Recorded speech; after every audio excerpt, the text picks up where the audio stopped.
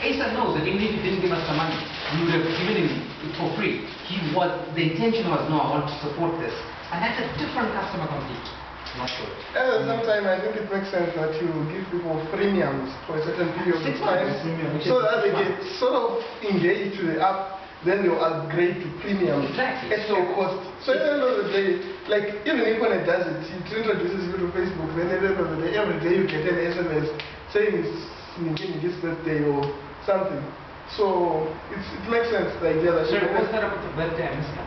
For the non-smartphone, if you don't have a smartphone, you can access Facebook using the USSD platform. So how's that relevant to the connection? How Equanet introduced the concept to people. For free. Or you're using the example. For free. Yeah. And then later. So is it premium if we say you can have it for free for 6 months? And after 6 months we send you an SMS to say if you'd like to just keep the on off, it's free, for example. I'm just checking. But if you want to, we now have a new feature which you can upgrade to at X price. Yeah, I think 6 months is the maximum. I'm saying it should be free. Yes. I don't see many features here for an individual. So I don't know if we'll be able to add value in that way. The 7-day forecast. In 6 months. Which is what for me. People are willing. It's us that are putting a free tag to this service. People are willing to pay for it. If you're going to tell me that you are providing a service that I can call to check if there's power at home, and that service is going to be 60% accurate, and it costs $1 a month, that's what I'm buying. It doesn't matter that it's not giving me analysis, it's not 100% accurate and stuff. That's what I'm buying. And if there is a customer that will say yes to that, why do we collect the money so we pay the guy that's going to be doing the data analysis? In the next. Because if we don't get any money, we're going to get tired. We're going to get money fatigue. And we reduce our chances of validation of the idea as we go along. I Someone think is paying for it, it's an encouragement. As much as I agree with collecting some money, I don't think that Limutan is taking into any consideration that we are going for a multiple approach, not a one or the other approach. I think it's critical to understand that we will have a crowdfunding approach which is monetized. And then we'll have the free option for 6 months for simple requirements of showing that the need is there. It's a validation issue. We will lose energy faster when we don't raise the money from trying to sell it and then look like total fools when we say, but now it's for free, by the way. Let's start with a limited free amount and let's start with a limited paid amount with the promise of lifetime membership. So if you don't believe, I actually think we will lose energy faster if we give something for free and assume that people will pay for it. In 6 months, when you say it is actually $2, it turns out no one wants it. Maybe people don't want it. Maybe free. Yeah, let me specify at least what I'm thinking. Yeah. How are we going to go into a testing phase for this service that we're offering? How are we? Because the idea as well on the funding side is we want to do 1 grid per month. So you're going to grid H2, set it up, get some data, get some detail, ensure everything is up and running, have some people receiving the SMSs. Sometimes they'll receive them, sometimes they won't. We check what the problem is, etc., and we move on to the next grid. So for me, free is almost it's a beta version of the product. How are we going to break the thing in? And that's why I was thinking up to 6 months. Yeah. There's also the free side. Also, don't forget, is for us to start measuring demand. So if I sign up and I'm not on the grid, it's to say, okay, we've now got 100 people in this particular area. It's better off for us to focus on that area. It's another way for us to measure. Okay, we're trying to raise awareness, but we're getting responses from Kuatana, but we're not getting any responses from Borodale when we put up the billboard. So we need to change our advertising. We need to be able to measure where our people work in Borodale but stay in absolutely. But this is where I think that's how the free side helps us to get information to move our business. Would we consider then changing the free from a time-based thing, a period-based thing, to a number of customers-based thing? So I agree. 50 free customers, and then beyond that, 400 or pay 500 free customers. I'm looking at beyond that, there's some demand. Yeah. These guys are finding it useful, they have 500, so let's start charging $2. 500 is a good number for free. And for crowdfunding, I think we spoke about. And use that to draw numbers and say it's going to be free up to 100 customers. Yeah, but you know, the reality is we know this. Just because we say it's 500, we're not going to get 500 signing up to DBA, even on free. I don't think this is what people are not motivated enough to just go and download it. We need to work hard even to get people to download it for free, even free. So, but I think we've identified that as a challenge. I think we need to work harder to get people to download it for free Than to pay. Yeah, absolutely. The first part It's free. Well, it's there. No, you know, I can get any days I want. this debate, right? Yes. I think it's great that we're talking about the financial aspects in this way, but I don't know whether we've quite locked down what our MVP is. I don't think we've quite locked down who our customer segment that we are going to really approach with first. Because even if we're wanting people to pay, and we don't really know who we're targeting specifically, because our ideas have migrated a bit, and we've now done a dipstick sort of survey. I think now we need to, with the information that we have, now go back to the drawing board and say, look, this is where we were, but from what information we've got now, this is actually where we are, and how then do we align it from there? Because the money thing is going to come regardless. We will always have costs. And we've got an indicator of a certain populace and what they're willing to pay. Are we able to match that? Because remember, there's a need. We've identified the need. Are we able to fulfill it and at that cost? And if not, how then do we adapt it? Because your cost centers are quite, you've got two different cost centers in my opinion. You've got this device that's going to be doing that, and then you've got the one that's communicating to and from, which at minimum you will be paying like $1.50 per every SMS you send out, which is huge, and you need to be cognizant of that. Because we are doing one now where we send out SMSs to people, right? And we can send up to about 1 million SMSs at any one time, but it's at $1.50. And it can come down. Really? Yeah. Yeah. I thought it was like whatever, some block something. What's the SMS? It's briefer. It's briefer. No, you can get it. It comes like the more you send. Bulk SMS. Yeah. It's a different thing to bulk SMS, but the more you send, the cheaper it becomes. Yes, Whatever. but the thing is, we are sending SMSs to our server. It's multiple numbers, all sending to one number, not the other way around. Yeah, but then the thing is, like, you also need to remember there's somebody. Because remember, we're talking about a situation where our customers can communicate with us or whatever. You need to have a mechanism to us, to the server. to get customer. So how we've been looking at it is the device communicates with our platform through SMS. So it's multiple devices feeding into one number. So we're looking at a bulk SMS rate of 3 cents per SMS. This is the commercial rate that you're being charged. So it's a GSM, so this thing will have a SIM card in it. Okay? So it will be loaded with SMS, as it were. In terms of other types of information, at the moment we are not yet working on that. It's just the SMS. It's one-way comms. Okay. Unless you buy unlimited SMS on a SIM card from internet per month. Even then, we have to buy several SIM cards to use unlimited. Yeah, but it's $1.50 a month for Where unlimited. is this fitting into our Because presentation? for small scale, I don't think it will be. What are we discussing? The business model. It wasn't the financing side. We just have the feedback feedback on the finance. It wasn't the financing side, and I think we then refine the business model campus based on the feedback. Yeah. I think you really need to keep going back to this and seeing are you answering all the relevant questions. Because this is going to, and it's going to guide you, Musa. Yes, that's especially in the because now presentation. I'm not guided because we're going back and forth, 500 people, 100 people.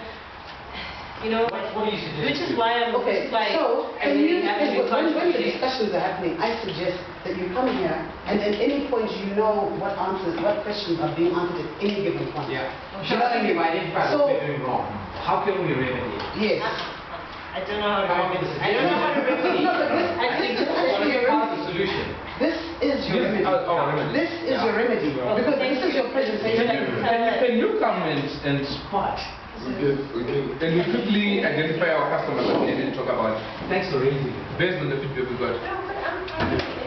My understanding from what you guys said. Electricity supply to consumers, individuals versus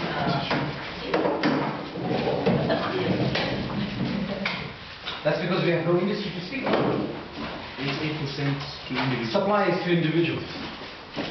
By So the market size. 88% of the number of customers that ZESA has are domestic. Yes, but And that's then not. 20% of the total energy demanded contributes to 15% of the revenue because people are not paying. Okay, so it's numbers. So I expect There's more people than business. Yeah. Right. So guys, just I don't know. Okay, guys, let's Doug is going to take over for keeping us focused. Thank you. let's focus Yeah. from the beginning, based on what you guys saw in the market. Who would be our top 2 customer segments? And if you were to describe it, narrow it down to the prototypical customer. For me, the person that was ready to buy this was that young professional, somewhat bachelor, was willing to pay $5. It ended up as I can afford it and I want that convenience. So young urban professional. Yeah. And if we were to summarize it in terms of subscription, what's the average amount you're willing to pay per month, based on the survey? Average is $250 Per month. per month. It's not high, eh? It's a little bit high. No, but we're saying that's the feedback. That's the $250 a month. $2. $2.50. Yeah. You think it was I still think it's very high. But on a monthly fee, I think it's too high. And you know what, for me, and I don't want to debate it for too long, but it's 99 cents for WhatsApp is what you heard. I mean, we had that's 99 cents to buy WhatsApp, but not to have the WhatsApp service. The WhatsApp service is actually $3 a month. Okay, guys, so let's continue on track. Let's not digress. So, young urban professional, is there any other segment or demographic Can that you we? think we can put in there? I've forgotten my marketing jingle, but there's an LSM there. Yeah. Because when you say young urban professional, there's a certain amount of money per month that you are targeting. Someone earns what, $300-400 a month? So maybe middle income as well, we can add middle income. What is middle income? Sorry. We can come up with a figure to demarcate what we think is middle income. Who ends up at $100? $100 a month. About 400. About 400. Yeah, I thought I was high income. Before you validated it. Put on the customer segment before we move on. Okay. So, How about business? business. And we finished with the individual. I think business first 6 months is going to be free. And we finished with the But we're looking at customer segments. And If you we want finished 6 with the months, individual. the individual, if you want to add more points, And we finished. Is it a male or is it a female? I thought there was a. There was a high male component. The female was way rather. I know there's no change. Male, so probably male. do you want to narrate? Yes, I think so. I think it's a good point, you know, because like I said, from an ad point of view, we can use that information. Probably male. Young male. Women don't want to use. And especially from the football airport. Oh, are we sure? Women don't. Are we sure? I'm saying from the football angle. I'm saying, okay, my question is, are we not being too premature to narrow it down to male, Honestly, if you ask considering the number of interviews? Don't have to go fast. Oh, that we're narrowing it down too much. Too early. Yeah. No, we should. Can I just clarify something? What time are the pitches tomorrow? Anyone know? 3 o'clock. 4 o'clock. If it's 4 o'clock, we have 13 hours left. Take into consideration the overnight time as well. Does that sound accurate? Yeah, No, exactly. it's 24 hours. Okay. No, so including, from now you've got 25 hours. But there's 9 hours of, if you take away the overnight time. Oh, sorry, 14 hours. Yeah, 13 hours. In terms of defining the customer, let me tell you why it's also important. it convinces whoever the listener that you actually have a customer. The more broad we are, the more wishy-washy. Yes. I agree with you, but I'm just asking, do we need to go down to the mail saying mail? I think so. Young people. I think mail makes a big difference, especially on mobile applications. In terms of who are we going to target as an early adopter? No, I think it's our mail time. Okay. Not when you're pitching. Not when you're pitching. Okay. It's an American information. Okay, fair enough. That was my biggest worry. If we narrow it down, That's an American. Just stay as a majority of the population. It's sexist. Yeah, it could be sexist, isn't it? Yeah. that's why I want to do this with the young people. It's discriminatory. Does it sound sexist? It's discriminatory. Well, what sounds sexist? Yeah. That we're targeting a young male urban professional. I think you should say we're targeting the young urban professional. That's it. That's my own. You're talking about targeting males about household electricity. Yeah, just say young Male household. urban professional. Just the connotation. Yeah, That was my own. especially if the judge is a female and she takes it the wrong way. Not even if she's female. Don't gender. Can we go forward? Don't gender. Thank you, no gender, move forward. Okay, Thank you. On the business front, was there any interest? Yes, there is interest. Okay, so how would you describe the business segment, the corporate segment? I think for those businesses where power is critical to their operations. Like in manufacturing, industrial, that kind of setup. In courtrooms. Are you sure, guys? I know it doesn't. No, I've sent out emails to various guys. We just got a response from Africa. But guys, let me throw the spanner in the works here. Yeah. Let me throw the spanner in the works. If I have a generator at my premises, They buy. do I care whether the power is gone or not? Yeah, you get your permit. No, take for Africa, for example, they've got quite a number of POPs, point of presence, and not all of them are accessible. It will be in their interest to know whether power is gone or not. In most instances, they'll probably know when a customer within that particular area says, hey, I'm down, what's happening? So you're telling me Africom can't tell that their base station or their tower doesn't have power? Yes.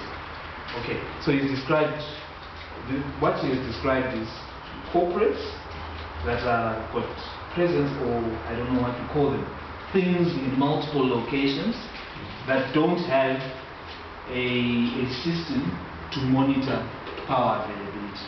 Guys, let me give you a very, very practical example. Anyone who deals with what we call blue-collar workers, right? If you run a factory of any sort, you, by our legislation, have to pay people for just showing up. If you can schedule your shifts around power availability, your efficiencies and productivity completely change. So when I show up at 8, now I pay my Getsi at 4. I still have to pay you for a full day. Yes. It changes my costing structures completely. Because after that, I'm paying you overtime. So based on what we said, can you describe it as blue-collar based industries? Manufacturing and agro-processing. Manufacturing agro-processing. Agro-processing. Complicating blue collar, white collar, manufacturing. And the companies there are so happy that they normally don't invest in generators. Generators are meaningless. You can't do independent power production. For most plants, it's just economic. It's virtually shut down. Yes. You run admin on a generator, the admin section. Yeah, but not the plant. But I thought that's contrary to the information that we were discussing about thermal earlier. For example, on thermal. We big different organizations would the need will be different. If you look at, for example, the cost of running a generator. Guys, when was the last time Turner made a profit? Okay, good point. It's about, it ranges about 28 cents per kilowatt hour when you're getting it at 10 cents from ZESA, 13 cents from ZESA. So 3 times that cents. That's dedicated, that's uninterrupted. Yeah. Right now, when you're running peak demand, we're at 9.5 cents, general usage is 7 cents, low is 4.5 cents. Then you're talking about 26 cents, you completely change the cost of completely. Yeah. Okay, thanks. Okay, moving along. So we've got too many customer segments. What's the value proposition? Hey, we did the stuff in the morning. No, we want to sum it up. You just want to write it again. No, we didn't write this in the morning. That's the stuff we were writing on the board in the morning. We're looking at value proposition for 5 and for... It's changed quite a bit since then. This is after the survey. It's changed a So lot. we need to factor in everything. For example, in the morning we didn't know that people are willing to pay between $1 and $5. But then how did that change the value proposition? That just changes. It changed the customer segment. It detailed the customer segment more. So in the morning we didn't know that our customer segment was a young level professional. Yeah, how many? How many exist? Yeah. Yeah, good question. Quantify. Yeah. How big is your market? How do we do that? Central statistics of this data. LSM, we call it living standard. Yeah. Well, Ministry of Labor, see how many people are employed. Most of these are That's useful. No, it's useful data. It's a starting point. And it's, whether you like it or not, it's authoritative. So, okay, guys, the value proposition. Okay, to the individuals, I think it hasn't changed.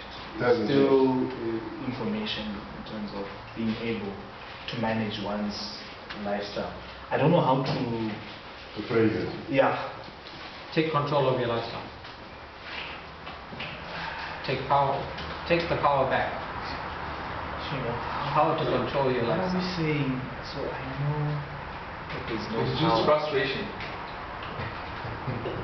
Because actually when I go home and there's no power, mood changes immediately. But if I know to not go home, then I'm okay. What's your accuracy rate? How many times can you be wrong before someone stops using your system? I think twice. Why would we be wrong? How many times are you going to tell me there isn't power and I get there, or there is power and there isn't power before I stop using your service? What rate of accuracy is your client expecting? We haven't thought about this. Because if you're going to model on that revenue base, what does the consumer need or threshold? We haven't thought about it. Because we are expecting that the accuracy is going to be 100%.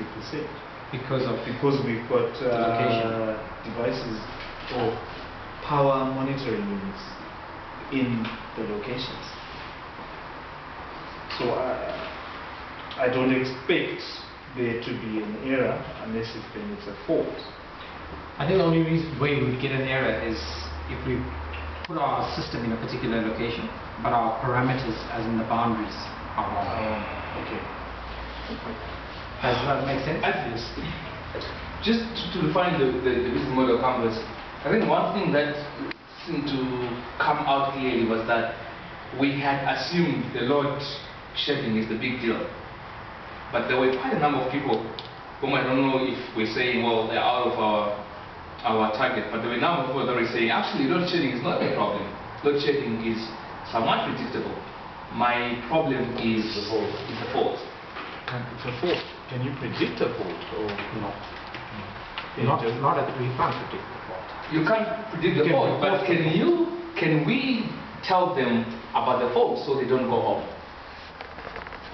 If the power has gone in that area, and we've got enough units to cover every segment of where fault can be, yes, but that's not going to be in the first 6 months.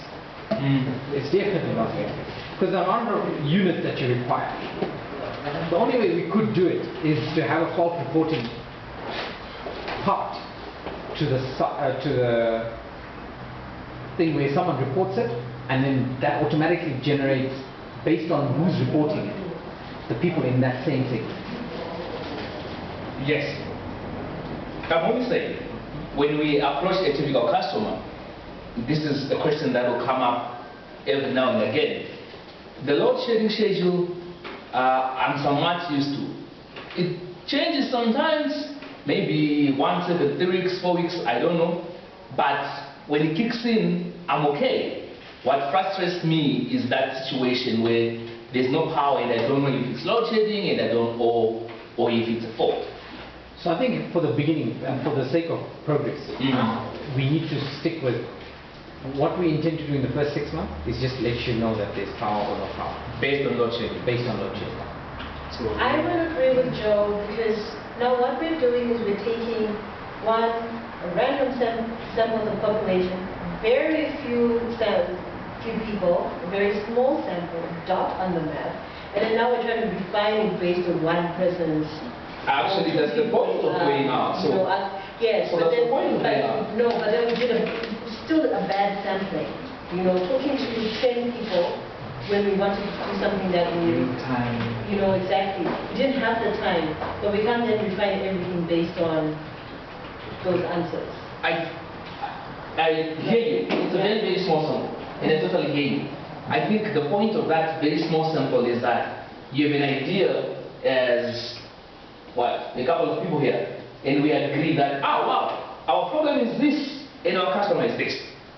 The point is, go out and ask someone else who's not as emotional about this as you are.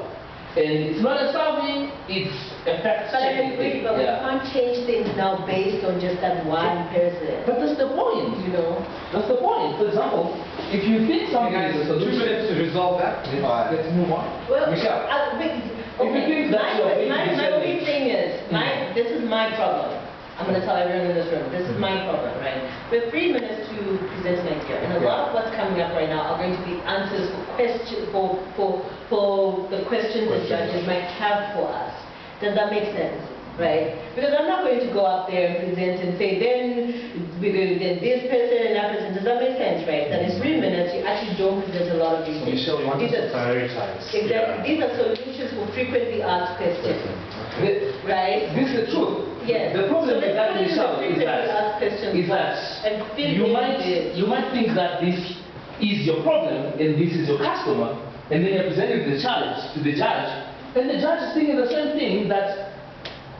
But 60% your customer. No, that 60% of the people that told you when you visit the market thought. Now the problem is if judge doesn't ask you, he just says, wow, he's clueless. No, it doesn't work that way. That's what I'm saying. Let's have this refined, right? And then the judge... Based on the data. If you don't base it on the data, then why did we go out? Because we've got a lot more data that is missing here. That's what I'm saying. We're focusing on the wrong thing, right? If we want to say customer segmentation, again, we don't even have the numbers here. I get quite when we say $400 a month. Middle income class is $576. And if you that's the data. So, that's the data. But that's so but we don't want to focus on that. No, then if we wanted to talk data, we would say in Zimbabwe we have this percentage of manufacturing companies, that percentage of, right? So it means we're going to have clients. And if we say the manufacturing or industry field is dead, then maybe we would actually have to prove that there's a manufacturing industry by looking at the data. And right? So 5 people for me, 10 people for me, not even that important. This is important for me in terms of data, right? Value proposition, real-time power update, fine. Take better control of your production schedule, perfect.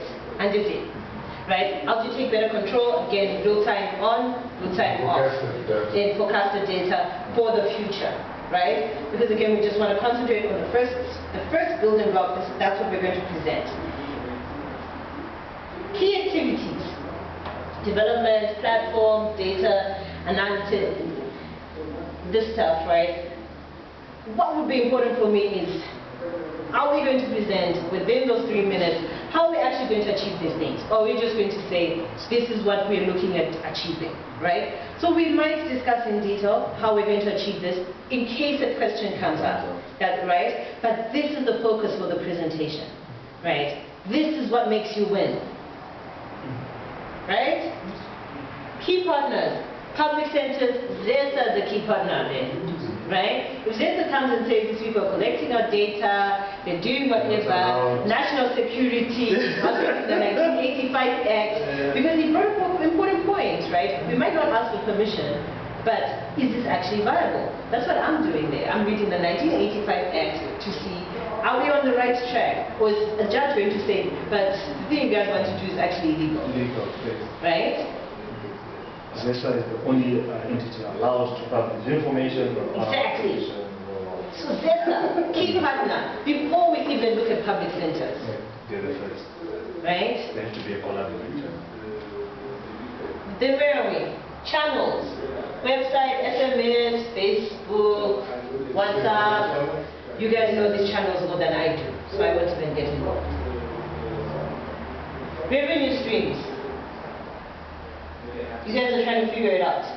It is not very important to figure out at the moment whether or not someone is willing to pay $1.50, $3, $5. What is important is to figure out if someone is actually willing to pay for the service before we price it, right? Because when he does the financials, someone might be willing to pay $1.50, but it's not even viable for us to run this business and make the customer pay $1.50. Does that make sense? Right? We might actually need the customer to pay $10 even if they want to pay $1.50. So for me, the most important thing when we look at revenue streams is looking to see where the revenue streams are going to come in, not necessarily at how much.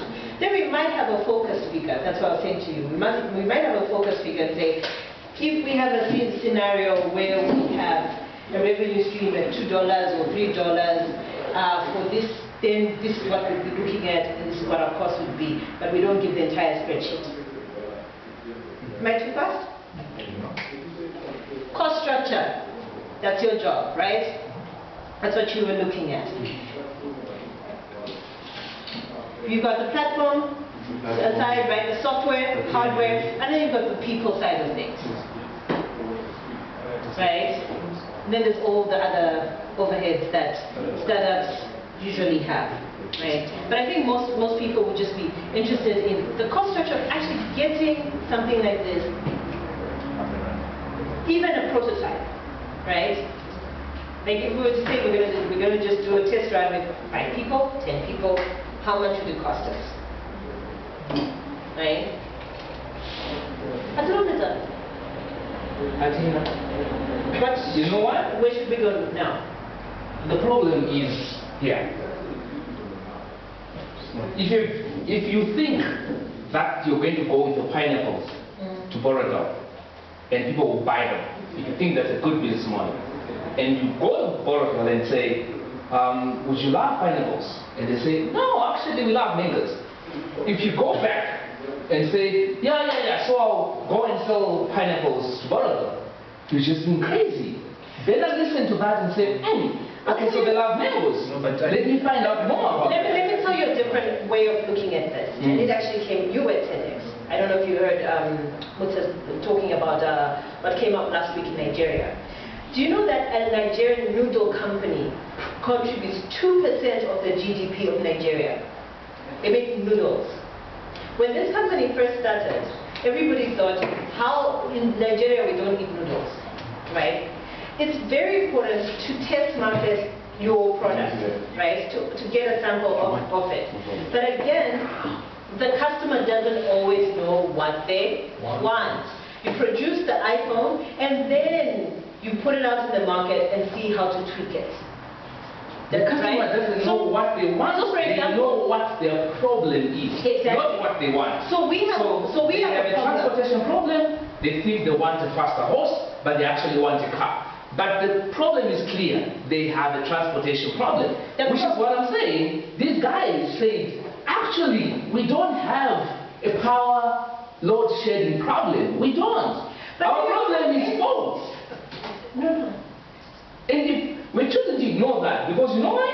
It's difficult. It is difficult. Faults are difficult. And because they're difficult, we are pretending that rather than happen, let's focus on what we set out to do. I still think it's a problem. But now, in our terms of ideas, just like remember in the morning when we were told you're focusing on ideas. Let's focus on saying, okay, one segment of the market may want to know whether they should go home for soccer or not. So we are solving that problem. There are other secondary problems that have to do with the information of whether there's ZESA or not, right? But at the moment, we're not going to solve those secondary I don't want you to problems. stop, I just want you to pause. What's the timeline on completing this? When can we move to the next phase? Because I've already gone through this, Joe, when you're outside. Yeah. I've already gone through it because we're taking so much time. Fine. So are we... Right. What's the timeline? So now, Just so that that's a secondary issue, which I think, again, we can try and address, and we'll address it if it comes up in the question and answer segment. We don't have the capability. We cannot lie that we're going to fix faults. So let's target the segment that wants to know that about power outages. Those are our clients. There's nobody who wants to know about Yes, power outages. those are our clients. Everybody else is a secondary issue. Because in fact, let's do a straw poll here. Yeah. Would you like to know if at home, and you're not at home, that power has gone and that power has come up? By raising your hand, just let me know if you'd like to know. And I would say the fact that you're asking your gardener or your mother, the fact that you're asking your gardener or your mother to call you means that you want to It know. doesn't matter, there's no power at your house. And the fact that you are asking your mother and gardener means you want to know. That's it. It's a problem. Okay. Okay. So we're done. Right. Situation is we need Yes, so you're in charge for the next 5 minutes. Let's get this moving. No, The we're only ready. thing So we completed we this. just need to What's missing? Where we left with. So we've gone through customer segmentation. I changed a bit of the statistics. realtors, Where? realtors, customer segments. Real estate. I don't know how to write realtors instead of. we just changed that to business. Someone should write it. R-E-L-T-O-R-S. Thank you. Microsoft. And then what is this part? Customer relations, right? Guys, That's always the tricky part for me. are you still, are you taking the leadership back? No, we're basically done on this. But We're what's done. missing? Are we basically done or are we done? We're done. We're done. Right, so round of applause. Well done, guys. It's one job done. What's the next step? Guys, come on, let's start. Which version? She did a version and you did another version. Which one is it? Say again? She did a version. She said Oh, there are two different versions now. Yes. No, it's the same. She was reading what I put on the I think we're strengthening She our was saying she knowledge. already did this when we Fine. were outside. So what? So when he was So Oh, wait. great. and Joe was Yeah. Now, do we have a new product? No. Do we have a new minimal viable product? No. What's our MVP? That thing there on the chart. What is this? So what? If that's our MVP, what are we demonstrating on tomorrow? That plus you, I think you. The SMS. So if we demonstrate this, how do we demonstrate